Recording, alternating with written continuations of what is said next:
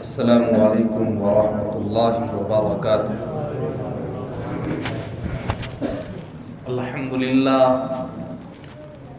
للہ نحمده ونستعینه ونستغفره ونؤمن به ونتوکل علیہ ونعوذ باللہ من شرور انفسنا ومن سیئات اعمالنا من يهده الله فلا مضل له ومن يضلله فلا هادي له ونشهد أن لا إله إلا الله وحده لا شريك له ونشهد أن سيدنا ومولانا محمدا عبده ورسوله أما بعد قال الله تبارك وتعالى في القرآن المجيد والفرقان الحميد أعوذ بالله من الشيطان الرجيم بسم الله الرحمن الرحيم يا أيها الذين آمنوا ادخلوا في السلم كافة ولا تتبعوا خطوات الشيطان إنه لكم عدو مبين صدق الله العظيم۔ ایک بار اللہ کے حبیب تاجدار دو عالم احمد مجتبی محمد مصطفیٰ صلی اللہ علیہ وسلم پر بآواز بلند درود شریف پڑھ لیں۔ اللہم صلی علی محمد وعلی آل محمد کما صلیت علی ابراہیم وعلی آل ابراہیم انک حمید مجید۔ اللہم بارک علی محمد وعلی آل محمد کما بارکت علی ابراہیم وعلی آل ابراہیم انک حمید مجید۔ میرے محترم بزرگوں اور دوستوں، میں نے ابھی آپ حضرات کے سامنے قرآن مقدس کی ایک آیت کریمہ کی تلاوت کی ہے، اور اسی ضمن میں کچھ باتیں اپنی معروضات کی، اپنی فکر کی کچھ معروضات آپ کی سماعتوں کے حوالے کرنا ہے۔ اللہ تبارک و تعالی واضح طور پر، کھلے طور پر ایمان والوں سے یہ کہہ رہا ہے کہ یا ایھا الذین آمنوا ادخلوا فی السلم کافہ، اے ایمان والو۔ اللہ تعالیٰ بے ایمان نہیں کہا، ایمان والا کہا ہے ضرور، مگر ہم اپنے عمل سے اگر ٹٹولیں تو یقیناً ہم بے ایمان ہیں۔ ایمان والے بھی ہیں اور بے ایمان بھی، مگر اللہ کتنا ادب اور پیار سے کہہ رہا یا ایھا الذین آمنوا ادخلوا، اے ایمان والو، فی السلم کافہ، پورے کے پورے اسلام میں داخل ہو جاؤ، پورے کے پورے اسلام میں داخل ہو جاؤ، کیونکہ اللہ سے بہتر کوئی نہیں جانتا ہمیں اور آپ کو، کیونکہ اللہ نے پیدا کیا ہے۔ اللہ خالق ہے، ہم مخلوق ہیں۔ اللہ شہ رب کے قریب ہے، ہمارے ایمان کو بہتر طریقے سے وہ جانچتا ہے، پرکھتا ہے، ٹٹولتا ہے۔ ہم یہ دعویٰ کرتے ہیں دنیا کے ہم سے بڑا مومن کوئی نہیں، اور اللہ کتنا ادب سے کہہ رہا ہے ہم تمہیں بے ایمان نہیں کہہ رہے، کیونکہ تو نے مجھ پر اور رسول کی رسالت پر ایمان لائے ہو، تو اب ہم تمہیں بے ایمان نہیں کہتے۔ وہ ادب میں ملحوظ رکھ رہا ہوں، بلکہ میں تجھے یہ کہہ رہا ہوں کہ پورے کے پورے اسلام میں داخل ہو جاؤ، آدھا تیتیر آدھا بٹیر مت ہو۔ اب میں آپ کو یہ سمجھاؤں، اگر کوئی انسان صرف یہ سمجھتا ہے ہمارے عضو، جسم میں جو عضو ہیں، ہاتھ ہے، پیر ہے، کان ہے، آنکھ ہے، ناک ہے، ان تمام مرکب کو جمع کیا جائے، ان تمام چیزوں کو جمع کیا جائے تو بنتا ہے انسان۔ اور اگر کوئی یہ کہے صرف کہ نہیں، صرف آنکھ ہی انسان ہے، ہاتھ کی کوئی ضرورت نہیں، تو سماج اور پوری انسان کی جماعت یہ کہنے پر مجبور ہو جائے گی کہ یہ انسان احمق ہے، بے وقوف۔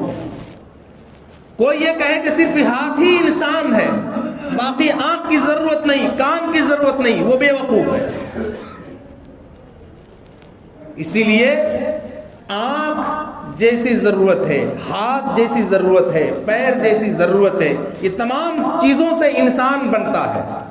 اگر یہ دو آنکھ میں سے ایک آنکھ کی روشنی چلی جائے یا پھوٹ جائے یا کوئی عیب پیدا ہو جائے، تھوڑی سی شکل و شباہت میں عیب پیدا ہو جائے گی، کیونکہ ایک آنکھ کی روشنی گئی یا ایک آنکھ پھوٹ گئی، اب اس کے چہرے میں جو خوبصورتی تھی اس خوبصورتی میں تھوڑا سا دھبا لگ گیا ہے۔ پتہ یہ چلا جو اللہ نے جو تخلیق کی ہے اس سے بہتر کوئی تخلیق نہیں کر سکتا۔ پورے جسم کو آپ دیکھیں، کہاں کہاں کس چیز کی ضرورت ہے، کیسے ضرورت ہے، کہاں پر کس کو کیسے فٹ کرنا ہے، اللہ سے بہتر کوئی نہیں جانتا۔ اسی لیے جیسے آنکھ ضرورت، ہاتھ ضرورت، پیر ضرورت، دل اور دماغ ضرورت، ویسے شریعت میں بھی بعض ایسے محکمے ہیں جس کا شریعت سے تعلق ہے۔ آج افسوس سے یہ کہنا پڑتا ہے کہ ایسے ایسے افراد اور طبقے تیار ہو گئے کہ جو ایک شعبہ کو پکڑے ہوئے ہیں اور وہ یہ سمجھتے ہیں کہ اس سے بڑا کوئی دین نہیں ہو سکتا۔ میں آپ کو سمجھاؤں، اللہ کے رسول جناب محمد رسول اللہ صلی اللہ علیہ وسلم سے محبت کرنے والے حضرات صحابہ، کیسی محبت تھی ان کی، مر مٹنے کو تیار، خاندان کو چھوڑنے کو تیار، اور چھوڑا بھی انہوں نے، اور بیوی کو بیوہ بھی کیا انہوں نے، بچوں کو یتیم کیا انہوں نے، صرف رسول اللہ کی محبت میں، شریعت کی محبت میں، اللہ کی توحید کی محبت میں انہوں نے سب کچھ قربان کیا۔ اللہ کے رسول جناب محمد رسول اللہ صلی اللہ علیہ وسلم وضو فرما رہے ہیں اور حضرات صحابہ وہاں ارد گرد جمع ہیں، ایک صحابہ پانی گرا رہے ہیں، اللہ کے رسول صلی اللہ علیہ وسلم وضو فرما رہے ہیں۔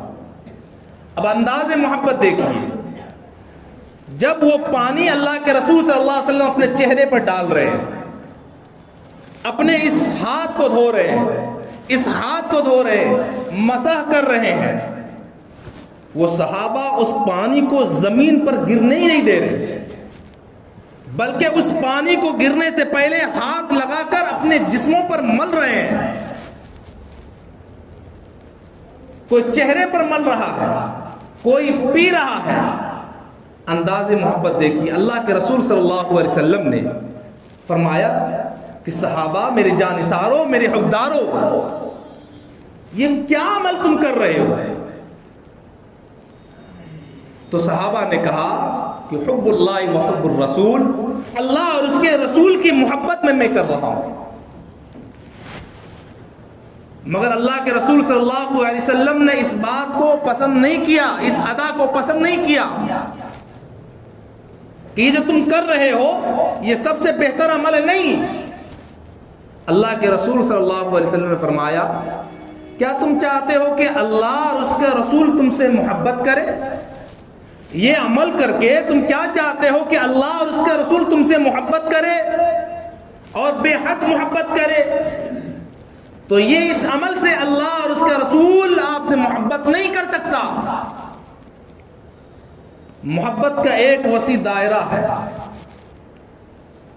اگر صرف وضو کے پانی کو اپنے جسموں پر مل لیں، پورے بدن پر مل لیں، یا عطر کی شیشی میں اس پانی کو رکھ لیں اور یہ کہیں کہ حب اللہ و حب الرسول، ہمیں اللہ اور اس کے رسول سے محبت ہے، اس کے بعد ہمیں کچھ نہیں کرنا، تو یہ محبت ہمیں نجات نہ دلا سکتی ہے، نہ اللہ اور اس کے رسول کی محبت ہمیں دلوا سکتی ہے۔ اللہ کے رسول نے معیار بتلایا کہ محبت اللہ اور اس کے رسول کی اگر چاہتے ہو تو وہ کام کرو جو مجھے وحی الہی کے ذریعے سے تم تک پیغام پہنچایا گیا ہے۔ اللہ کے رسول فرمایا کہ 3 کام کرو۔ کیا فرمایا ان صحابہ سے کہ 3 کام کرنا؟ وہ 3 کام ہے، ایک ہے اپنے جسمانی حق کو ادا کرنا، دوسری چیز فرمایا معاشرت، اپنی زندگی میں معاشرت پر عمل کرنا، اور لین دین سماج میں جس جگہ رہتے ہیں اس کا خیال رکھنا۔ اگر ان 3 چیزوں پر تم عمل کر لو گے تو تم سے اللہ اور اس کا رسول بے حد محبت کرنے لگے گا، تم دنیا میں بھی سرخروئی حاصل کرو گے اور آخرت میں بھی تمہیں سرفرازی حاصل ہو جائے گی۔ بنیادی چیز کیا بتایا؟ جسمانی زندگی کے حقوق۔ وہ کیا ہے؟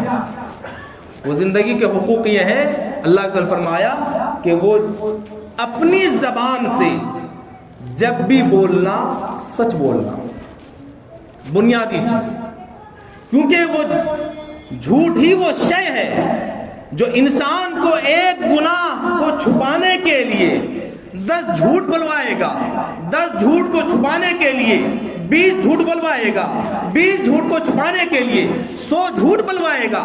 پھر یہ جھوٹ انسان کو انسانیت کی معراج سے اتار کر، انسان کی انسانیت کے درجے سے اتار کر حیوانیت کے درجے میں داخل کر دے گا. اور پھر وہ جھوٹ انسان کو انسان نہیں بلکہ درندہ بنا دے گا اور سماج میں ڈاکو اور لٹیرے کے نام سے مشہور ہو جائے گا. پھر اس کے آواز کا، اس کے اعتماد کا کوئی بھروسہ نہیں.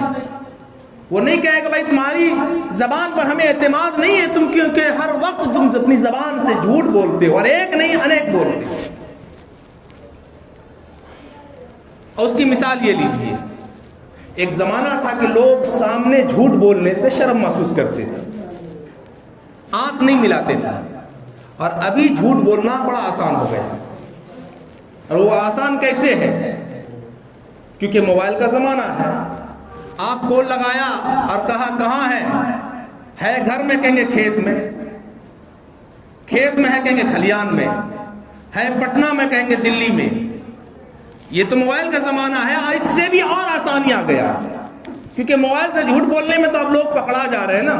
کہ بچوں سے کہا کہ بیل بجایا تو اب وہ خود نہ نکلے تو بچے کو بھیج دیا کہ جا کے کہنا کہ ابا نہیں ہے.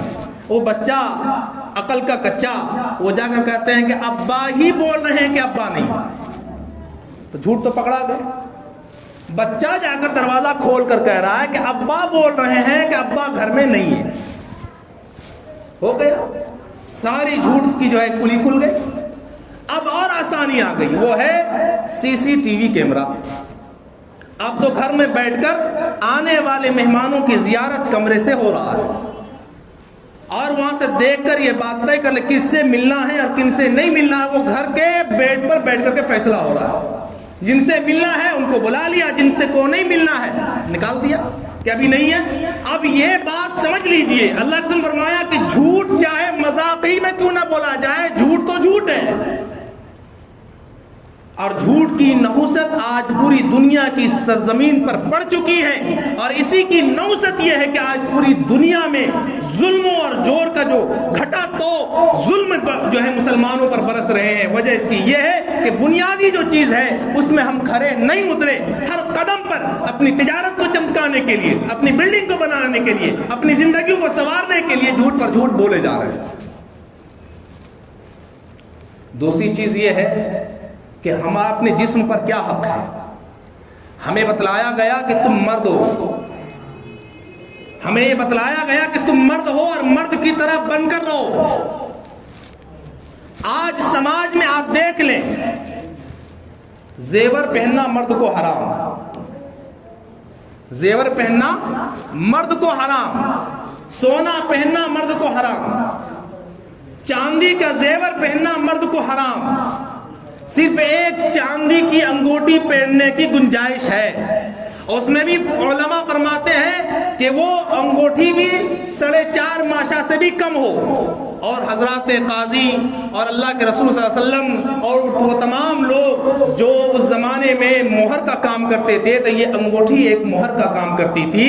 جو دستخط کرنے کی جگہ پر مہر مارا جاتا تھا تو اسی انگوٹھی سے مارا جاتا تھا. آج تو مہر نکل گیا. تو یہ زندگی، آپ کی زندگی پر کیا حق ہے کہ آپ کو بتایا جا رہا ہے کہ مرد کی طرح رہو. آج آپ اپنے سماج اور معاشرے کا جائزہ لیجئے، چاہے آپ کا بچہ ہو یا میرا بچہ ہو. کان کون چھدواتا ہے؟ کان عورت چھدوائے گی زیور پہننے کے لیے، ناک عورت چھدوائے گی زیور پہننے کے لیے. مگر اب چھدوا کون رہا ہے؟ عورت کو ایک چھدوانا تھا، عورت 5 چھدوا رہی ہے. اور مرد اس کے پیچھے ہے ہی نہیں، بلکہ اس سے آگے ہے. ناک میں بھی کان میں بھی چھدوا کر اس میں زیور پہنا جا رہا ہے. مرد کا بچہ، لڑکا، اور کان اور ناک چھدوا کر اور اس میں زیور پہن کر فخر سے گھوم رہا ہے. محسوس یہ ہوتا ہے کہ نہ یہ مرد ہے نہ یہ عورت ہے، یہ بیچ کا ہے. یہ بیچ کا ہے. یہ وہ لوگ پہنتے ہیں جو بیچ کے ہوتے ہیں کہ نہ وہ مرد ہی ہے نہ وہ عورت ہے.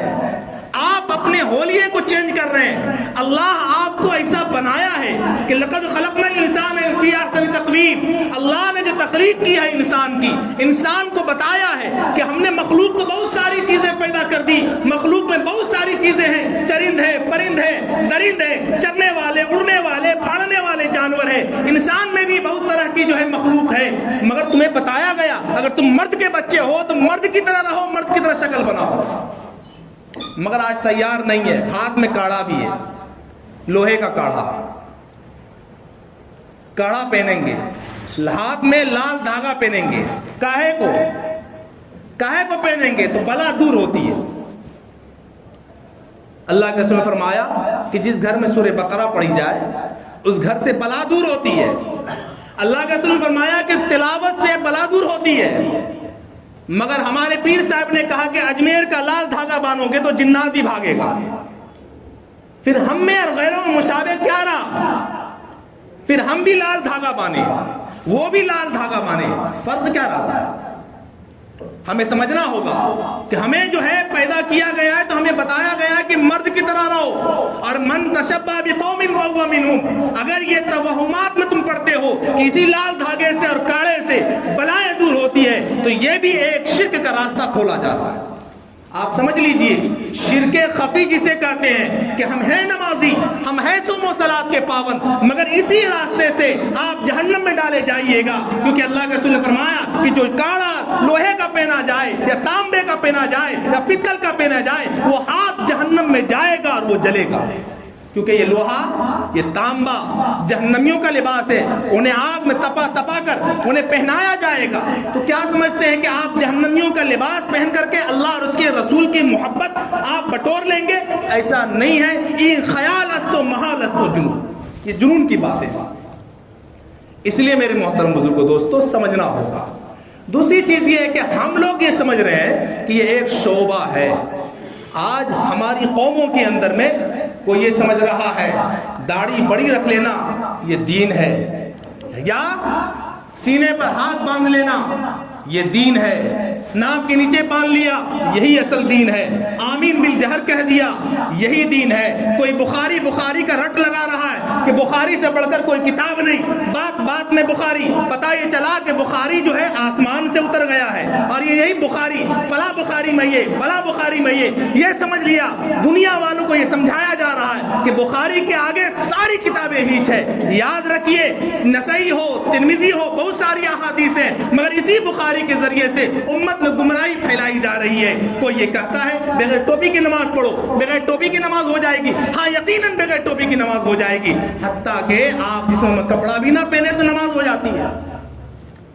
مگر کیا فرمایا کہ مسجد میں آؤ وَلِبَاسُ التَّقْوَىٰ، یہ ٹوپی تقوی والا لباس ہے، ٹوپی سے آپ کی خوبصورتی میں اضافہ ہوتا ہے، آپ کی شناخت ہوتی ہے، ورنہ یہودی بھی بڑی بڑی داڑھی رکھے ہوا ہے، اس سے بڑی داڑھی آپ کی نہیں ہوگی، مگر سر کھول کے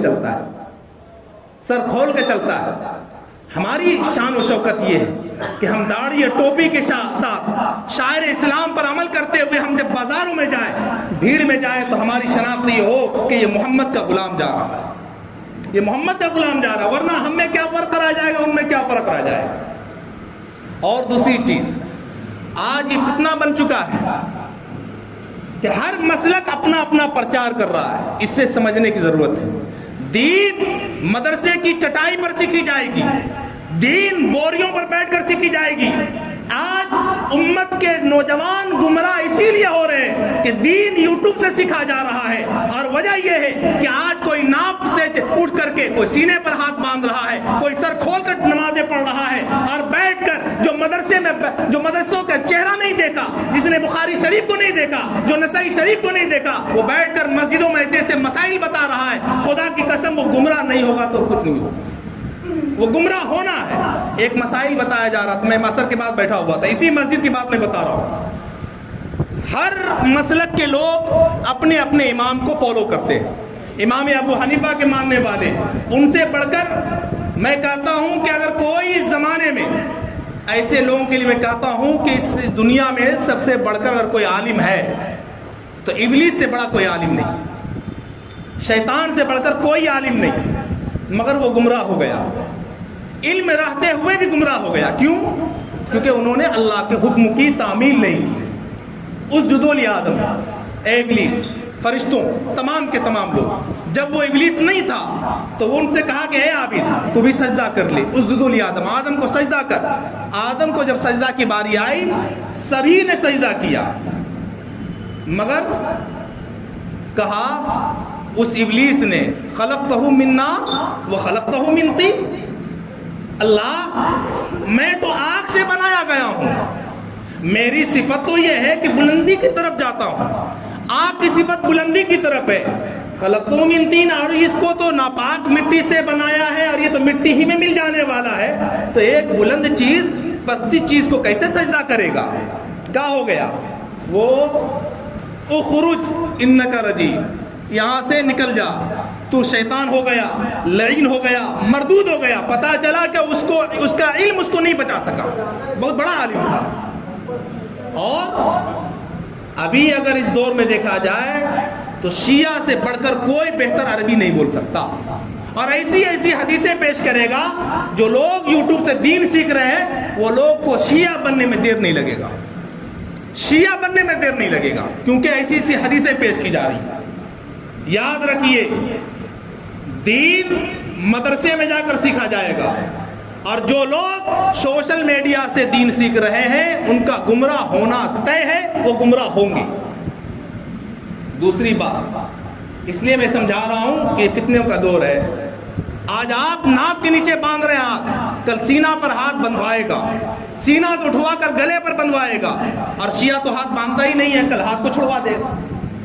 جس مسلک کو فالو کرتے ہیں ڈنکے کی چوٹ پر فالو کیجئے، مگر آدھا تیتر آدھا بٹیر مت بنیے، ورنہ یاد رکھیے اگر آپ نمازی نہیں ہیں تو کہیں گے کہ ایمان میں کمی ہے، مگر اگر عقیدے خراب ہو گئے آپ کے تو صاف کہا جائے گا کہ اسلام سے یہ خارج مانا جائے، اسلام سے خارج مانا جائے، کیونکہ عقائد ہی وہ چیز ہے جو انسان کو ایمان کی عمارت پر کھڑا رکھتا ہے، اور اگر عقائد خراب ہو گئے آپ کو تو ایمان کی عمارت سے گرنے میں کوئی دیر نہیں لگے۔ اس لیے میں ایک بات بتاؤں، ایک مسئلہ بتایا جا رہا تھا، ہر مسلک کے لوگ اپنے مسلک کا پرچار کرتے۔ نماز ان الصلاۃ کانت علی المؤمنین کتابا موقوتا، نماز اپنے مقررہ وقتوں میں فرض ہے، آیت لکھی ہوتی ہے ہر بورڈ پر، یہ قرآن کی 5ویں پارے کی آیت ہے۔ تو نماز کا ایک وقت طے کیا گیا، اور یہ علماء جو بہتر دین کو سمجھنے والے، ہم سے زیادہ بہتر دین کو سمجھنے والے، جنہوں نے قرآن و حدیث کے علوم کو اپنے سینوں میں سمویا ہے اور انہوں نے قرآن و حدیث کو بہتر طریقے سے سمجھا ہے، آج کا چوپٹ راجہ یہ کہنے کو جو ہے تیار ہو گئے کہ وہ لوگ دین کو کیا سمجھے، اصل دین تو یوٹیوب سے سکھایا جاتا ہے، یوٹیوب سے بہتر کوئی نہیں دین سمجھ سکتا۔ یاد رکھیے گمراہی کا پہلا راستہ کیا ہے؟ فرمایا وہ ایک شخص بتا رہا ہے کہ نماز میں اگر آپ کی قضا ہو جائے، نماز اگر آپ کی قضا ہو جائے سوتے سوتے، مثال کے طور پہ عشاء کی نماز آپ نے پڑھی اور فجر میں آنکھ نہیں کھلی، اب آپ اٹھ رہے ہیں 8 بجے، تو وہ کہہ رہا ہے کہ جب آپ 8 بجے اٹھیں گے تو آپ جو سوئے ہوئے تھے اور آپ کی نماز سونے میں جو فجر کی قضا ہوئی تو وہ 8 بجے آپ قضا نماز کی نیت نہیں کیجئے گا بلکہ وہ فجر کی نماز کی ادا کی نیت کیجئے گا۔ دیکھیے جب قضا نماز کا حکم ہے کہ جو نماز وقت میں پڑھی جائے وہ ادا ہوگی، وقت کے بعد وہ نماز پڑھی جائے گی قضا ہوگی، تو پھر مجھے کہنے دیجئے ایسے لوگوں سے کہ جب یہی مسئلہ ہے تو اگر ہم رمضان میں روزہ نہ رکھیں عذر کی بنیاد پر تو کیا شوال میں روزہ رکھا جا سکتا ہے؟ کیا وہ ادا کہلائے گا؟ نہیں کہلائے گا بلکہ وہ قضا کہلائے گا۔ اور حدیث میں ہے کہ اگر جس نے ایک روزہ رمضان کا چھوڑ دیا، قضا کیا، اور اس کی بھرپائی کے لیے اگر وہ زندگی بھر بھی رکھے تو وہ پھر ایک روزے کا لطف نہیں مل سکتا، اس کو وہ ایک روزے کا ثواب پوری زندگی بھی رکھے تو نہیں حاصل ہو سکتا۔ اس لیے رمضان کا روزہ اگر کوئی چھوڑ دے اور کہہ دے کہ ارے عذر تھا شوال میں رکھیں گے اور نیت یہ کریں گے ادا کا، تو وہ ادا نہیں ہوگا کیونکہ وہ وقت سے باہر ہو گیا۔ فجر کی نماز وقت میں اندر پڑھی جائے گی تو ادا کہلائے گی، ظہر میں وقت میں پڑھی جائے گی تو ادا کہلائے گی۔ یہ مسئلے آج مسجدوں میں ایسے افراد لوگ بتا رہے ہیں جنہوں نے مدرسہ کا چہرہ دیکھا ہی نہیں۔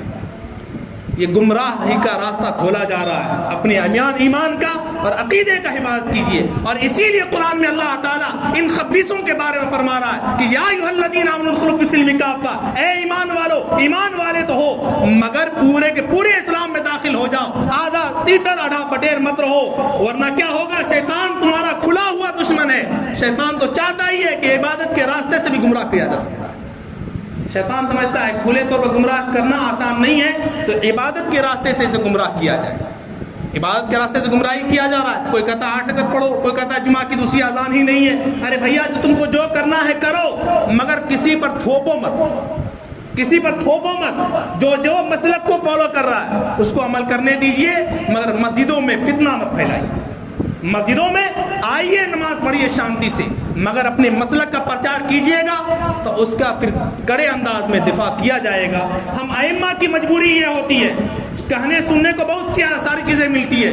امام صاحب بدعت پھیلا رہے ہیں، امام صاحب فلاں چیز پھیلا رہے ہیں. میری مجبوری کیا ہے کہ ہمارے پیچھے نماز پڑھنے والے ہر مسلک کے لوگ ہیں. مجبوری یہ ہے کہ ہم ہر چیز کو کھل کر بیان نہیں کر سکتے، کیونکہ اللہ کے رسول صلی اللہ علیہ وسلم کی حدیث ہے کہ اگر فتنوں کا دور ہو اور اس میں اگر آپ اپنے بازو سے روکیے گا، ہو سکتا ہے فتنہ بڑھے گا، تو آپ اپنی زبان سے روکیے. اور اگر زبان سے بھی فتنے کا بڑھنے کا اندیشہ ہے تو پھر آپ دل سے اسے برا کہیے کہ ہاں یہ چیز غلط ہے. اور اگر آپ کے اندر دل میں بھی یہ چیز نہیں آئی تو وذالک ضعف الایمان، پھر ایمان کا درجہ ختم ہو جاتا ہے. پھر اپنے آپ کو ایمان والا کہنا بے ایمانی ہے. اس لیے آپ یہ فکر کر کے جائیں، جہاں رہیں، جس مسجد نماز پڑھیں، جس مسلک کو فالو کریں، مگر اپنے مسلک کا پرچار مسجدوں میں کرنا بند کر دیں، ورنہ امت میں جو شرازہ بکھر ہی چکا ہے، پھر امت میں گمراہی کے راستے کھولے جا رہے ہیں. اور طرح طرح کے حیلے اور مکاریوں سے اسلام کے نام پر ایسے ایپ کھولے جا رہے ہیں. موبائل میں ایک ایپ آیا ہے 360، اس میں ساری حدیثیں.